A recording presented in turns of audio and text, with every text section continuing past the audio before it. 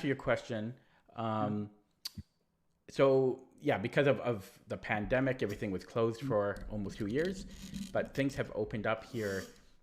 Well, things are going to open up. So the first tournament is here. It will be in November. So Okay. I'm planning to go to that one in November. Um, Things are starting to get a little bit worse here again. So hopefully, So here, it's the yeah, same. yeah. Um, that's not good. Yeah, but I think it will start up. Because Canada is 65% fully vaccinated, and it's not too bad where I am, but slowly it's getting worse. But yeah, so November, and then I haven't quite decided if I want to play in the premier section, which is like the open section, or the under 1600 section. I haven't quite decided. Okay. Yeah.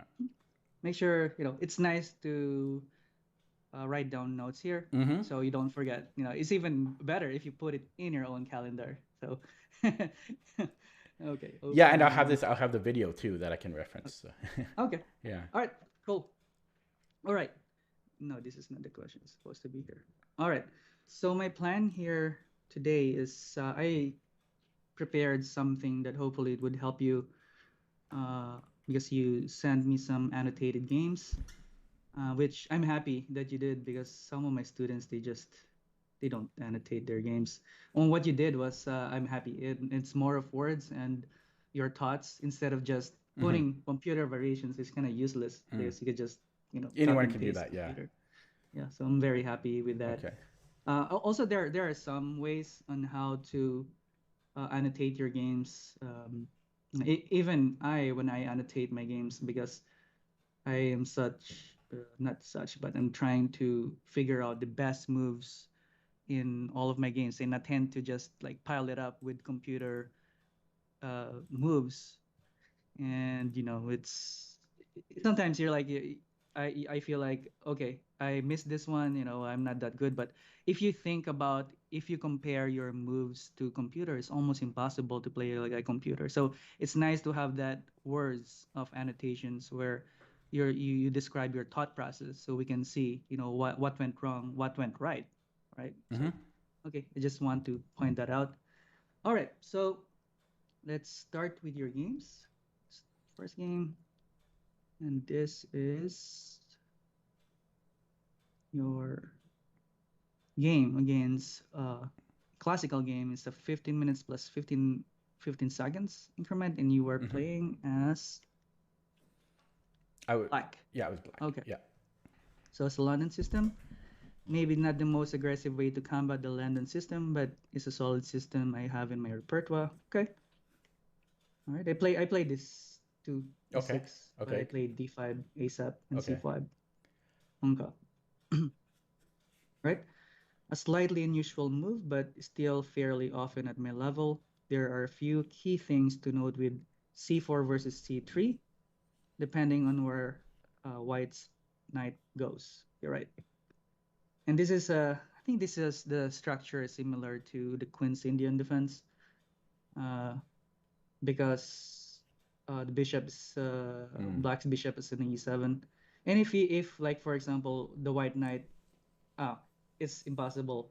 It's not good for you to just play bishop b4 check. Maybe it is, but bishop b4 check, then knight b to d2. He's not gonna play knight c3 and create a Mm-hmm. double pawn. So yeah, what you did was is pretty good. And usually, what I notice here is some London players, they tend to play like h3.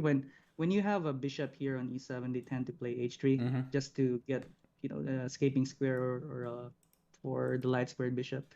But for some weird reason, like your opponent just let you play bishop g3. Okay, so knight c3, normally knight d7 is the typical move, but with a pawn on c4 and the knight on c3, there is a very subtle thing to be concerned of, which is d5 followed by knight d4. When white's bishop is on d3, knight d7 is actually okay, but when it's on e2, knight d7 is deemed as an inaccuracy by the engine, again due to the plan mentioned above. I don't fully understand the differences, but do recognize there's a difference between g6 is the best response when the bishop is e2. Yeah, it's kind of confusing too, but okay. Um, with G6, I don't understand. The computer did like it, right? But I'm not sure if I want to really commit myself to play G6. Eventually, you're gonna fianchetto your bishop, right? Because by moving the pawn on G6, you created the two holes, the F6 and the H6 squares. So you gotta figure out how to cover it some other time. But if I were black, I would just okay play knight D7. I'm just waiting unless there's like a tactical uh, shot here that I'm, Yeah, knight well, moves. Yeah. yeah. So what I was trying to say with that big paragraph is Mm-hmm. when White's bishop is on e2 instead of d3 here, Uh-huh. um, and I know you can't live and die by the engine, but the computer gives us a strong preference to White, like zero point 0.7 or so after d5, and with the idea of knight d4. Mm-hmm. Um, Mm-hmm. The third is D5. Okay. And I think Okay. that's when the bishop is on e2 because now there's like a discovery on our knight, and then there's also issues with like our light squared bishop gets kind of stuck. Uh-huh. Um, so I think when the bishop is on d3, knight bd7 is okay, but I'm I kind of built g6 as my response in both in both moves, whether the bishop is on e2 or d3 now. Okay. Well, at least you have your own reason why you want to play G6 as soon as possible. Okay. It's still the opening. I Yeah, don't it's find it not bad. a big deal. It's Yeah. just like, okay, knight D7. I remember some of the lines that I'm studying for black as a Tori system where uh, the black usually doesn't castle until the white Mm-hmm. castle. So Yeah. because you don't know where the white king is gonna go, so as much as possible you Yeah. try to Delay. just develop your pieces, right? So maybe it works here too. Anyway, Yeah, it's it's like a close. staring contest. Who's There you going to go. blink first? Yeah. I. Ah, Yeah. So that's what I'm doing here. I'm not going to castle until he castles. Um, I try not to, anyways. Yeah. you're right. Yeah, tricky. London system has a lot of maneuvers. Okay, G6 still okay. Very good. Rook C1 is a bit unusual. Bishop F6. Perhaps not the greatest move. I was going a bit on themes. I remembered from this setup when the bishop on e2. Yes, okay, that's what you mentioned. I here I recorded my notes with the parentheses. So I agree bishop f6 is not a good move because you lost the tempo after knight e4, which is attacking your bishop. Um, Sometimes it's nice to know the theme for such position, and it's also good to look at each positional move. So I put the positional move on caps because I don't know if you know the difference between positional and strategical. Just definition. Do you know? Well, I would say that positional, you don't have a specific idea in mind. It's just a long-term improvement of the position. Was whereas strategical, you have a specific plan. Yes. Yeah. That's it. Okay. Yeah, and yeah, yeah, that's what I learned this definition from I think it's Jacob Augard's Mm. Positional Play book that I would recommend to you. That's positional is more of each move. Will this move affect my position? How will this move affect my position? Like for example, Bishop F6. Controlling the D4 square, and eventually you're gonna go back to G7 if it's necessary. And the strategical is like, what is your long-term plan? All right. So 94, knight takes. Oh, this because he has this tempo, the check. Now you lost your bishop. But I was thinking, okay, if for example you take the instead of playing bishop f6 or even knight d7, take the bishop. Then now you have a pair of bishops, and perhaps maybe you can play Mm. bishop here. Then if knight e4, then you just go back. Mm. The reason why I want to put my bishop here, then transfer then g7 is to cover, Mm-hmm. the holes that you created with g6. And it's still, it's still a long game, but it's gonna be a long game. But at least now you have the pair of bishops. Um, as I have personal like favoritism of having a bad bishop, like pair of bishops Mm-hmm. compared to having a bishop and knight. And I think you know some computers a lot of computers, I think they also prefer having a bishop because sometimes they count the two bishops with an extra pawn or three-fourth of a pawn. Some computers, I think. So yeah, it's just a personal preference. What do you think? No, I agree. Normally, I will be glad to have the bishop pair. It's just that in this specific London um, opening that I have, I just like castling, where I basically try to delay castling as long as possible. I also often delay taking on G3 as long as possible, because usually, I can take at any time, so there's no rush. And I also kind of like the psychological aspect of, "Oh, I'm not going to take yet. I'll take when I'm ready." So, Yeah, but that's a good yeah, one. but I don't have a problem with taking though. Okay. Yeah, cool. Yeah, I mean it's still kind of equal, no problem. And you guys are like in this position, you guys are still, staring competition like what Yeah, are you gonna do with your king, yeah. right? So Queen C2 still delaying. Okay, C5. Because in this pawn structure, White's break is to play B4 followed by C5, and so C5 is you're trying to get more squares, control of the central squares. Okay, so here I think you're just up by a pawn, but okay, castle, rook d8, rook f d1, h5 is like amazingly computer move, just straight up force. Yeah. Because after you took the pawn, I was thinking, you're up a pawn for nothing. What is White's compensation, right? Hmm. No, I don't think so. White's compensation is this king. If you get in trouble, like maybe c5, like with idea of queen b5 check, or Yeah, Queen even just B5. harass. Yeah. That's his only way to do something about that missing pawn. But the move that you did was a forcing move, h5. Just go straight up, open the h file, then checkmate on the h1. Okay, queen d4. Now this is the move that I don't like. The computer prefers king e7 here, which I can see the merits of, but I also like the idea of putting White's queen a bit out of action on the side. And I wrote down this is a positional mistake because simply the d6 pawn became backward in a long-term weakness. And just put e5, maybe you're too anxious to prove that the push of the h pawn would be decisive. Is that what you're trying to do? Just rush your pawns? Well, I Uh, mean, I know that I had to be careful. mhm. I yeah, I no, I don't know. I think what I wrote is really what I think. I just thought if I pushed the queen off to the side, I thought it might have a limited scope and limited Uh-huh. influence on the game. I was kind of hoping to, um, yeah, get his queen out of commission Mm-hmm. and put Right. have less pressure on the d6 pawn. Was You're right. Okay. I sorry, Yeah. I thought I could kind of hold d6, with e5 first, then king d7. I thought I could hold d6 there. Mm-hmm. Yeah, you can hold this six, but I think in the game it went. I think you were fine, but I just felt like um, a e5 is just you're giving too many stuff. Even a hit, a weakness that White can focus on, and this is one of the things that hopefully it would benefit you. If you are the advantage, like for example, the strategical, and this is material, strategical advantage is a long-term advantage.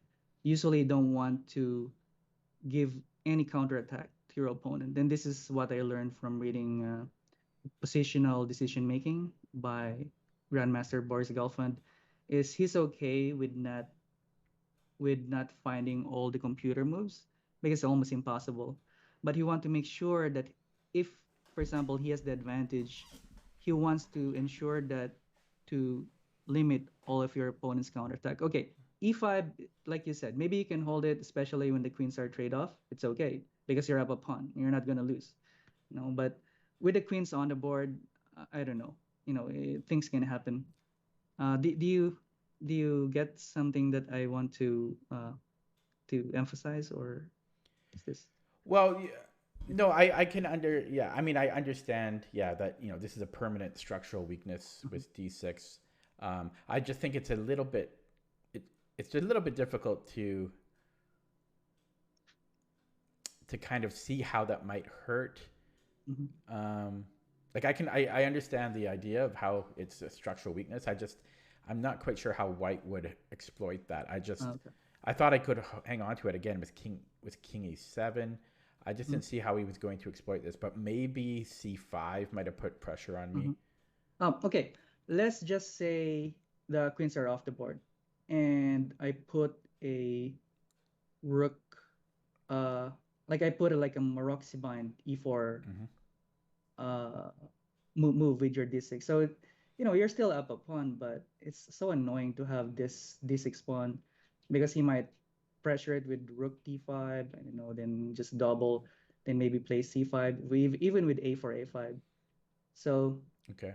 yeah, So I I think have it's to just be a little more patient here yes, instead of kicking yeah, him out. and also this one, right? When you one of the things that I learned on the positional play is whenever you push a pawn, you create a weakness. So when you push a pawn here, the problem is you don't have any pawns that can protect this d6 pawn, and no pawns that can control this d5 square. So it kind of created a weakness, even though it's not decisive, but it's just those small things that accumulate that eventually it might give your opponent some counterattack in hopes that, hey, I can do this. Like this guy is like messing up. Maybe I'm wrong, but do you know what I'm trying to say? Is like, okay, don't give any weaknesses. You're up a pawn. Don't rush. Yeah. Even castle here, I consider castle, but computer says c5 counterattack says equal, but counterattack. It's gonna be complicated, Yeah, right? I wanted to keep the rook for the h file too. Yes. So again, you're going for that Yeah. h5, Yeah. h4, where I'm thinking, what I'm gonna do is I want to trade queens. I don't want to create weakness. Hold this rook. I'm up a pawn. The worst thing that can happen to me is what? Is a draw, right? So I'm trying to decrease the risk that can happen in on my game. So, Okay. okay, all right. E5, queen h4, because otherwise you're gonna play h4. It's gonna be checkmate. So f6. Okay, maybe it's not a weakness. The g6. Um, c5. So now I think I thought a fair bit here. G5 is the natural choice. Again, this now has this queen c4 because before it was not possible to play c5 in queen c4. It doesn't make any sense because you have a pawn there that um, controls this file, and you have a f pawn there that controls this e6. But after, like for example, a few moves, so now you have this weaknesses, and after c5, now it gives you some kind of like nightmare, or like what is this, like a ghost. You're thinking the worst case scenario is like, what's happening here? I'm supposed to be up a pawn, right? But now is the c5. After he plays he played d5, right? Okay. So you gotta worry about that queen c4. That's why you play d5. Yeah. Um, Yeah. I was worried about wait, did I play d5? yep, d5 Yeah. and Yeah, c6 yeah, and yeah, yeah, d5. sorry. Yeah, So I you was you worried force about the queen queen exchange. I was Uh-huh. worried about queen c4 to queen b5. Yes. I thought he was going to get active play that way. Mm-hmm. Yeah. Okay. d5, c6. Now I'll say because I have a problem with c6. Even if you can block it.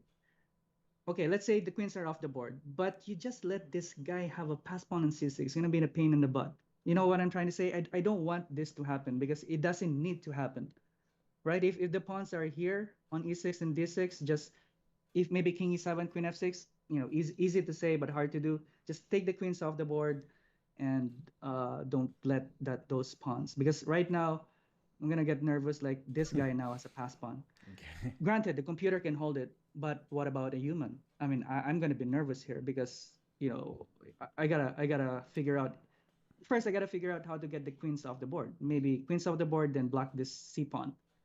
Then of course, I think in the game you also have to worry about the Yeah. d5. So a lot of a lot of things to be worried that was not supposed to happen. Do you understand what I'm trying to say?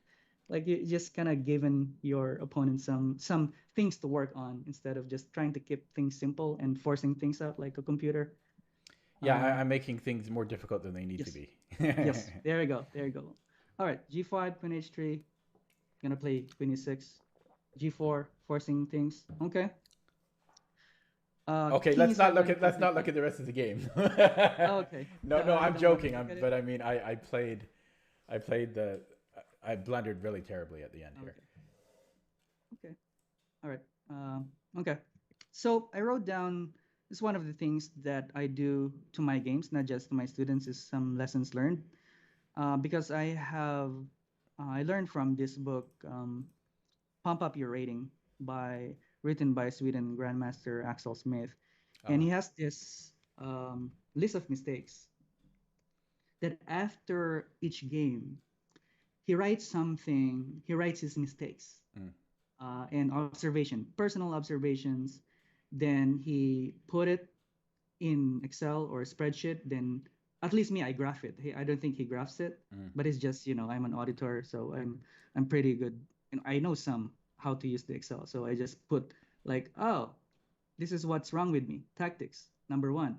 So I gotta look at that. So here, like for example, my game against Grandmaster will be Bahrani, Azerbaijan. This was my last tournament in Charlotte International Master Norm Tournament, where I played there, and I lost that game. And let's say in 37th move, Queen e6 decisive mistake of the game. It is difficult to defend positionally.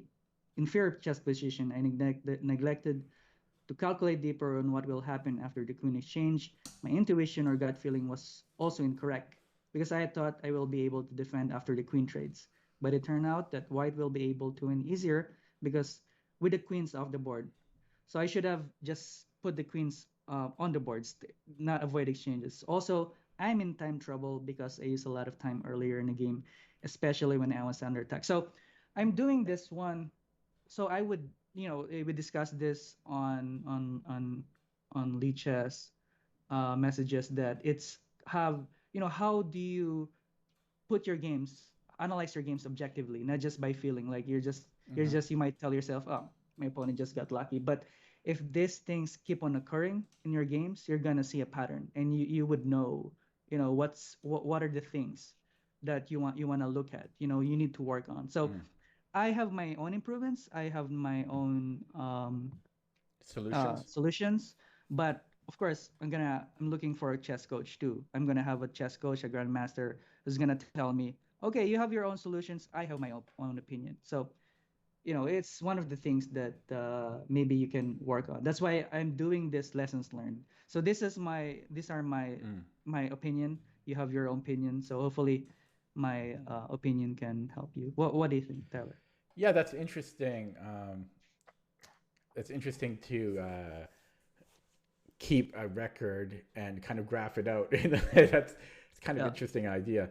And then for the lessons learned, yeah. So I mean, looking at like, I think the key issue. I mean, at the end here, I make a couple of I make like 3 or 4 terrible blunders where I just throw the game, blunder after blunder where I just don't defend properly. But I think the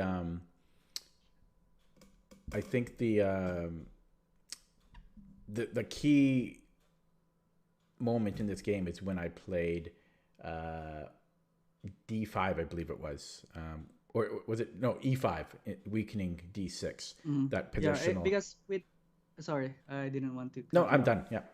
Yeah, it's like e5 snowballed. After e5, then you played I think f6. So a lot of pawn moves there where it created weakness. If only, right? I was thinking if only you can get rid of the queens, then it would be easier to defend because again, you're up a pawn. The worst thing that can happen is, you lose some pawns in a rook ending, then still it's supposed to be a draw. But when things like snowballed, and I think in time trouble, like the time trouble is one of the things that some people underestimate, especially me. When I play in an OTB tournament and there's like a 30-second increment, Mm-hmm. I'm still trying to figure out how to use that. And here you have a 15-second increment, and it's on online, but it's still an increment.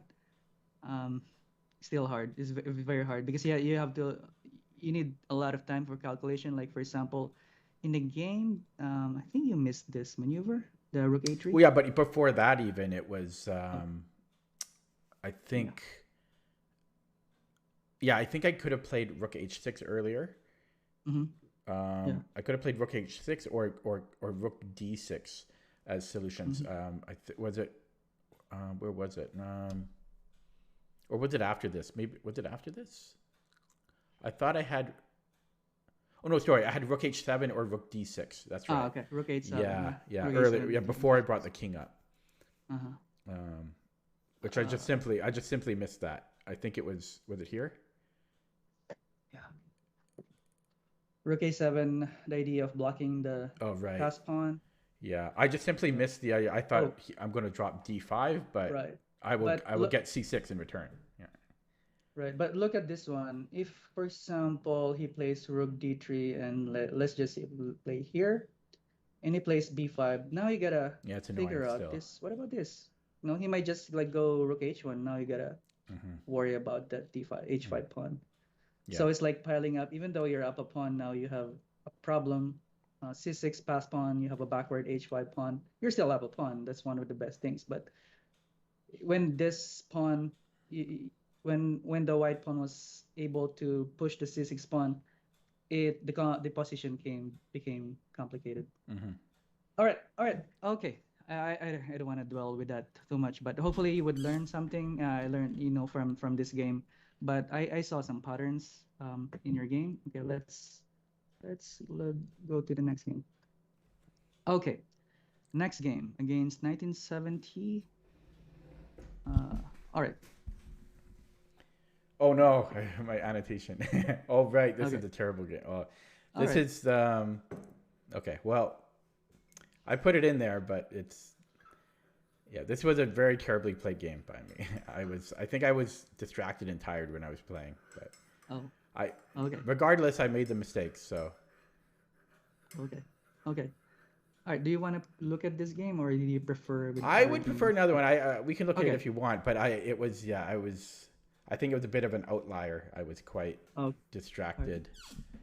What about this one? TMK. This is fine. This is fine to look at. Yeah. Okay. All right. So you're playing against 23 rapid and very rude to me during the game. It's too bad I lost. I wrote down rude opponents hard to deal with. Hopefully you already reported this to the admin and blocked this person. Like easy. I think I blocked him, but I didn't report him. But yeah, he was saying like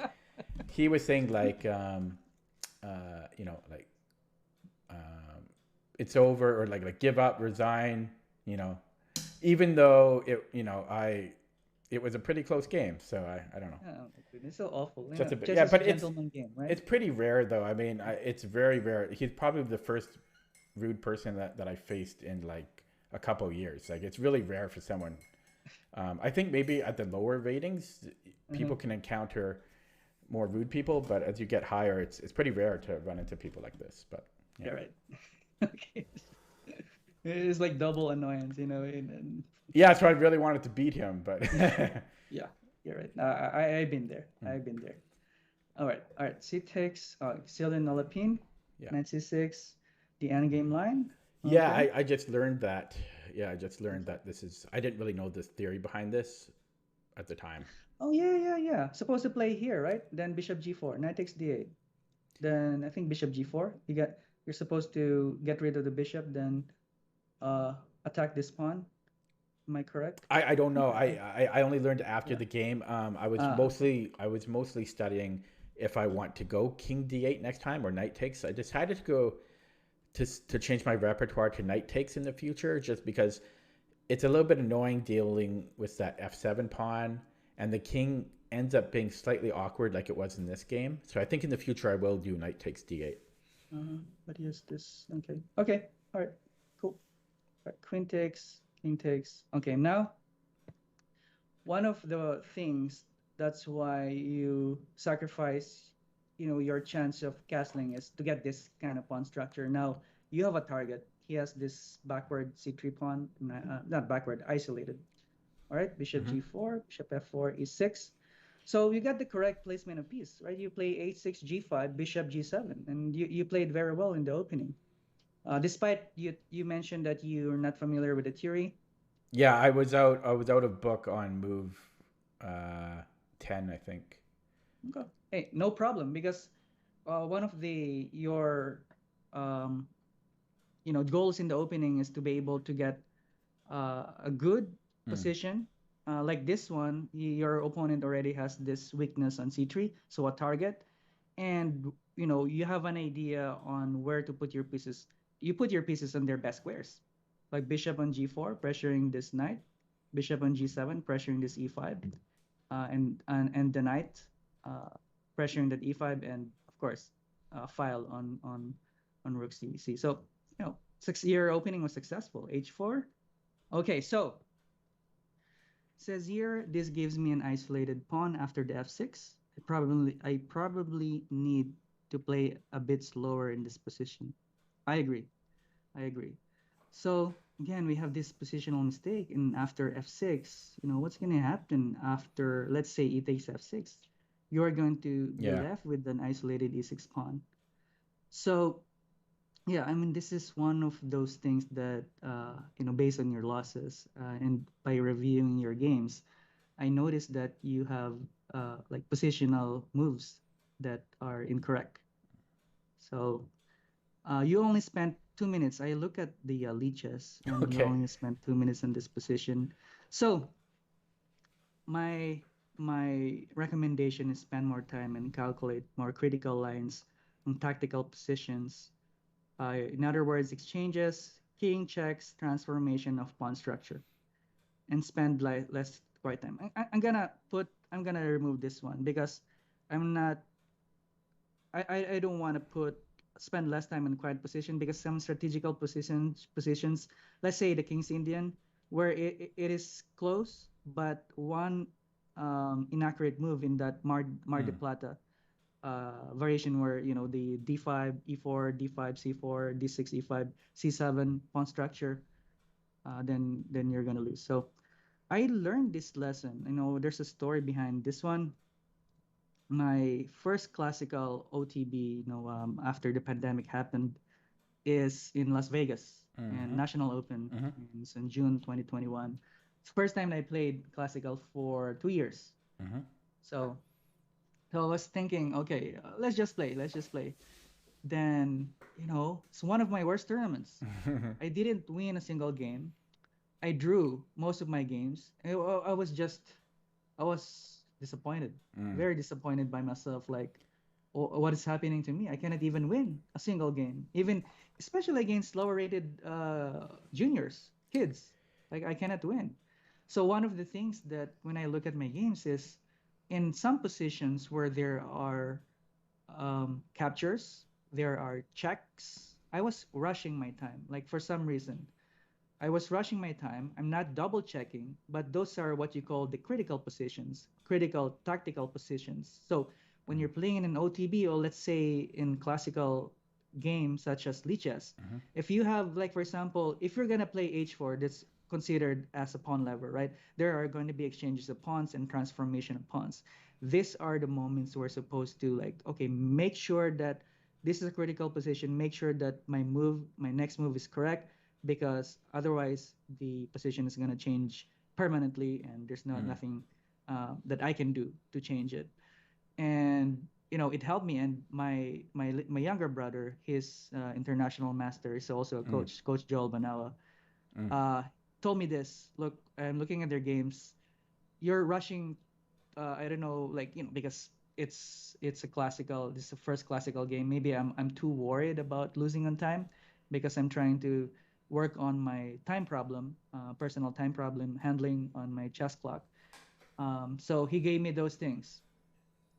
When there are exchanges, pawn moves, like pawn transformation, checks, because those are where the tactics happen, Mm. when there are checks and you attack defended pieces and tempo. um, like, take your time.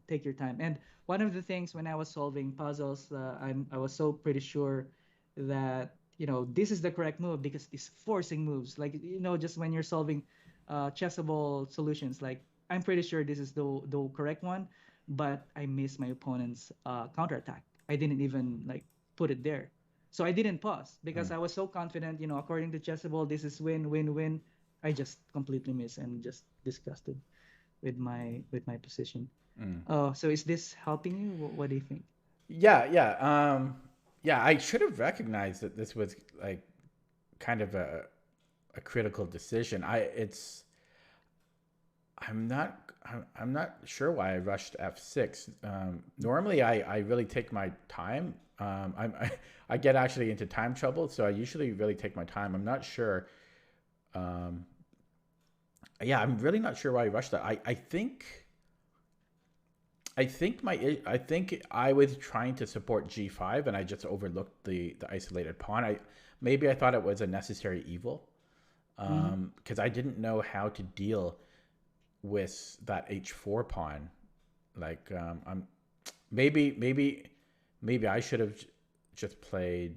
Well, I don't know. See, that's the problem. Even looking at it right now, um, I'm trying to find a reasonable. I mean, possibly I could take one of the attackers of G5. Like maybe I could take on F3, but I don't want to give up my bishop pair, and I don't want to give him. Yeah. I don't want to give up my bishop pair there. I'm sorry, on F3. Mm-hmm. If I take bishop F3 first, but Right. I really don't want to give him the bishop pair, and then I have to defend C6. So is those necessary evil like things that you don't want to give up, or give up this isolated pawn? So it's more of like maybe positional decision and tactical calculation too. You gotta figure out how to deal with your G5, right? That's the number one problem. But Yeah, you don't want to give up your bishop pair. Like me, I like bishops. yeah. So okay, So but what would your thought yeah, process here be instead of I F? think um, when you're under attack, what you're supposed to do, trade pieces or not trade pieces, is decrease the attacking forces. So bishop f3 is either that or what are gonna take. If I take, then I I, get checked. My king gets displaced again. If I play f6, then it's gonna yeah, be worse yeah. because now I have e6 and h6 isolated pawns. Um, so the only way that you can do is trade pieces, get rid of that attacking piece, and work on that weakness, because he has to worry about it. If, for example, he's able to ridiculously maybe rook e4, uh, take, then rook e4, rook g4. He also has to be worried about the c3 pawn, right? So you have to give him something to worry about, not just carry on his plans. I mean, that's what I'm gonna think. It's either I play f6, I get hopefully I can defend this e6 pawn. But with this f6 too, it just like you kind of given a life to his bishop. So I wouldn't do that really. I wouldn't. I would just like figure out how to decrease the pressure on this g5. And my number one thing is I gotta attack, because otherwise he has the pair of bishops. I gotta attack something, this weakness. What do you think, Tyler? Yeah, hard decision. I think it's still a hard decision. I think. Yeah, if I, Mhm. um, but there's no other options, right? It's really just F6. You're taking on Yeah. F3. Yes. Yep. Yeah. Yeah. Those are Yeah, I mean okay. that H4 move really that gave me. I Mm, mean that was a tough move to deal with. you're right. You're right. Okay. Moving on. Is that fine? Yeah, Okay, so played f6, and I think he's supposed to take, but yeah. I was lucky he didn't. uh-huh.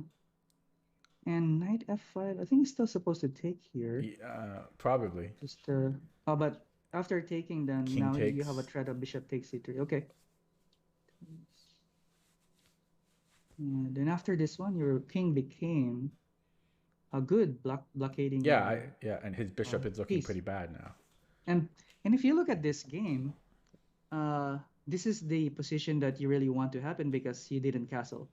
And now that your king is closer to the middle, if you exchange almost all the pieces, it's easier for you to pick up those pawns. Right now, this becomes weakness, and also white has to worry about the king d5. If for example, the rooks are exchanged, so this is very good endgame for you Hmm. on what happened in the game. So f4, rook e3. And if you compare, now we're going to compare, let's do some positional chess, right?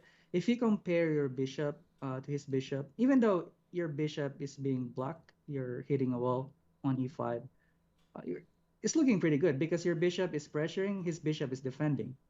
So if you compare I mean, you also have this king e6 maneuver, right? No, Bishop I c5 was feeling with the very content about yeah. my position for sure. Yeah. So even without looking at the engine, Oh your yeah. No, position is I pretty was good. yeah, during the game I was like, yeah, because it's just that his pawns are just start like his A2 and C3 pawns are ripe for the picking. So, Mm-hmm. um, no, I thought black had an advantage here. Oh yeah, I agree. All right, rook a8 here. Okay. Okay, he's gonna take. You defend. Oh, I Not remember my out. mistake. I give him the D file. Uh-huh. Yeah. e3 is dominating here. And this is just Yeah, yeah, I know. ridiculous That's funny. rook move Yeah. because otherwise he doesn't have a choice, right? Because if the rook moves, then you take the c3 pawn, bishop Mm-hmm. f2, then rook takes c3. So very nice, very nice. And This was my this one of blunder. these decisive moves, blunder, complete blunder, Yeah. totally giving white counterplay on the d file. I could have been more patient here, running the h pawn. There's no rush. You're correct. I agree. Uh, okay, okay. No, let's finish this game. Okay, so another blunder and oversight. I like getting connected pass pawn on the sixth rank, but didn't see the possibilities of having two passers on the queen side. Again, an issue with no increment. Yes. Oh yeah, the time trouble is a serious issue, and being in a bit of time pressure. Because with the time pressure, you're more stressed than usual, and even with tactical solutions like in the game, it's kind of hard to focus on those things.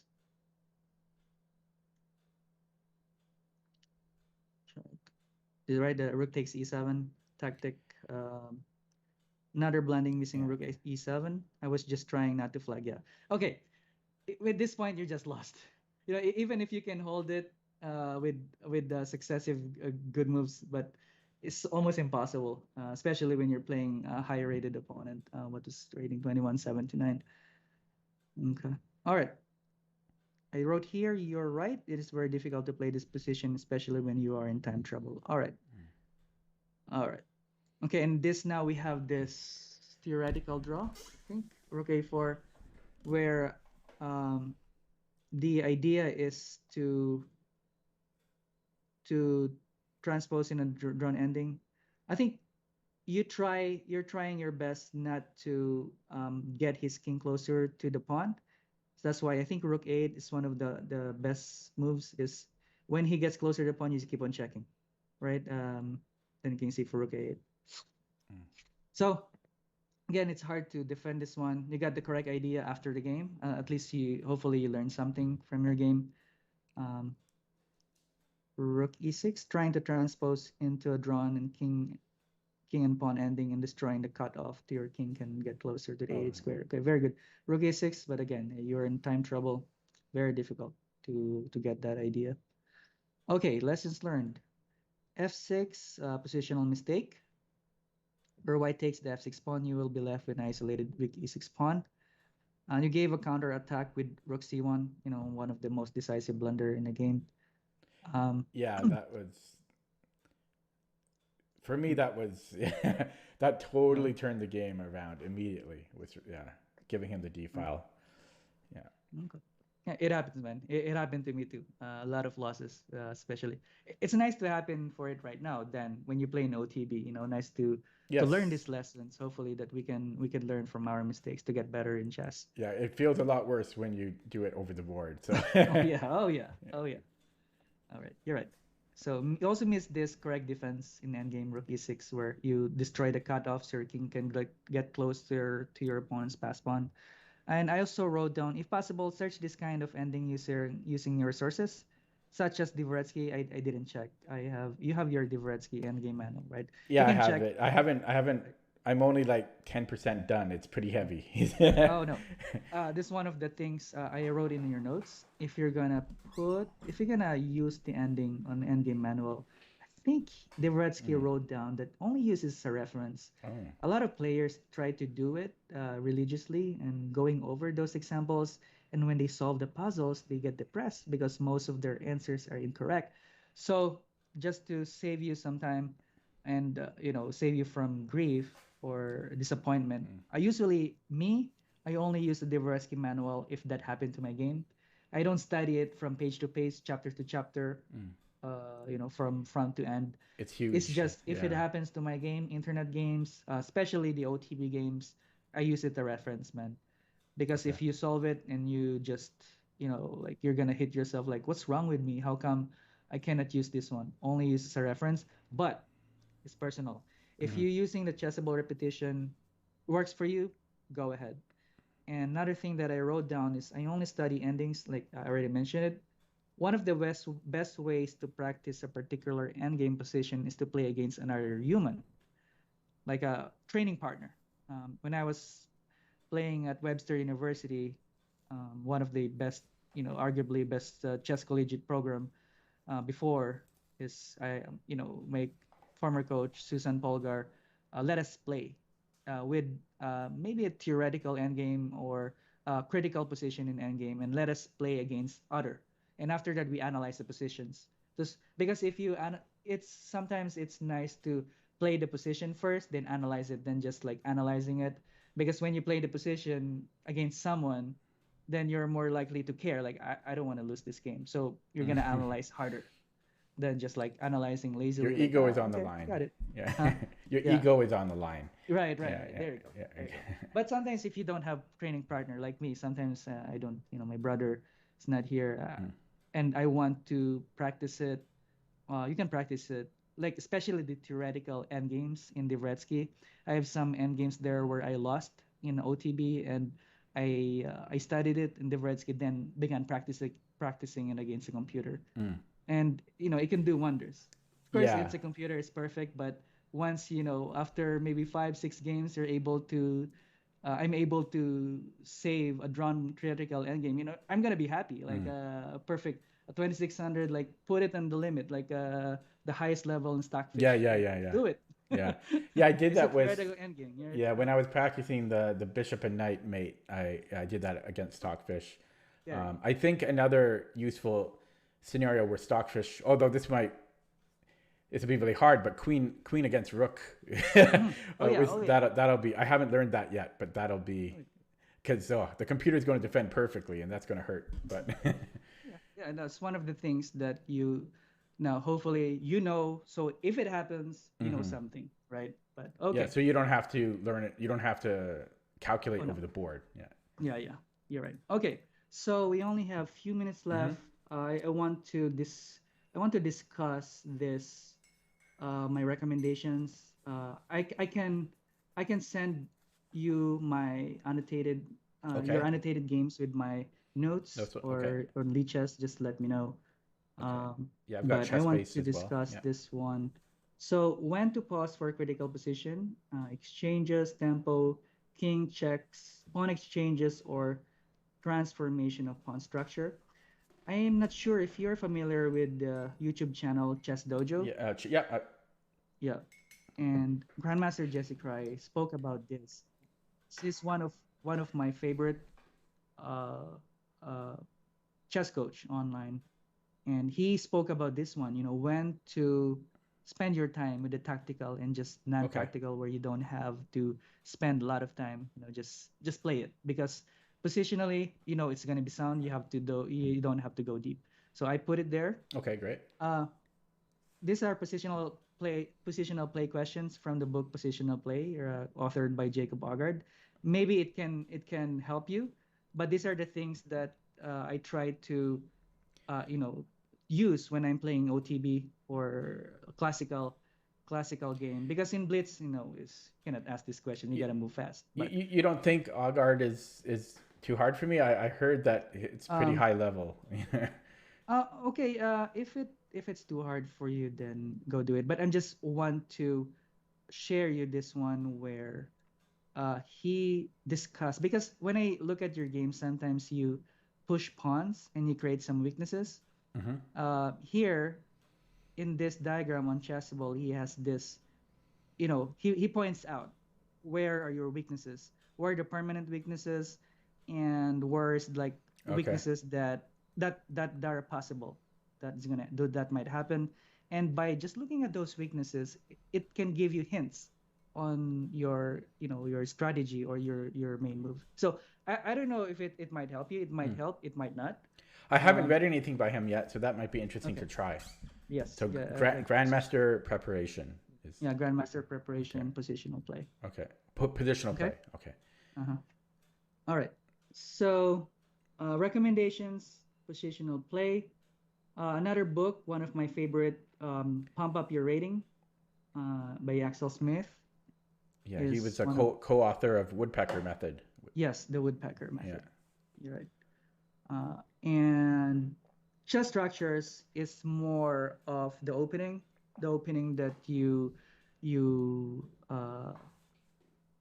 play. I mean, even without the play, when I read this chess structure books, it opened my eyes. Like, oh, because I thought when you play Sicilian, you're only supposed to play, the Sicilian stuff, but the Sicilian is a structure.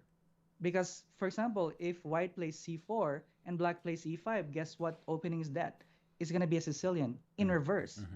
So what you can have the different names in the opening, but it's more beneficial if you know the structure and the plans on where to put your pieces. So I don't know if you are familiar with chess structures. Are you familiar with this one?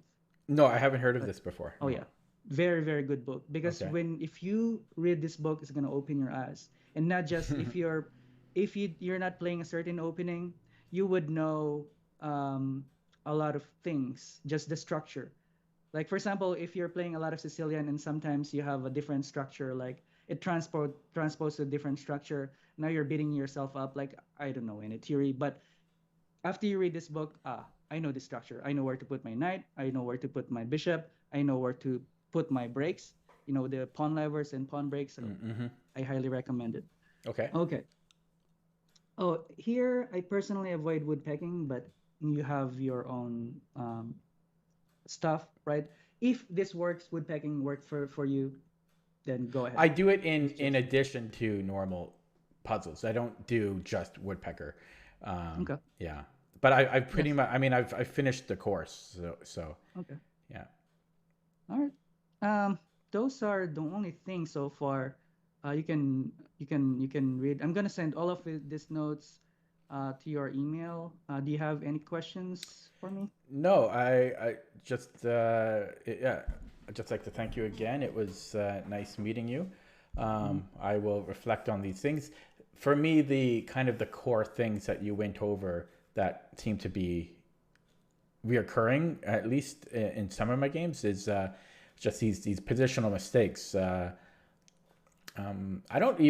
mean, the funny thing is, I think my weakest point in chess is calculation and tactics, but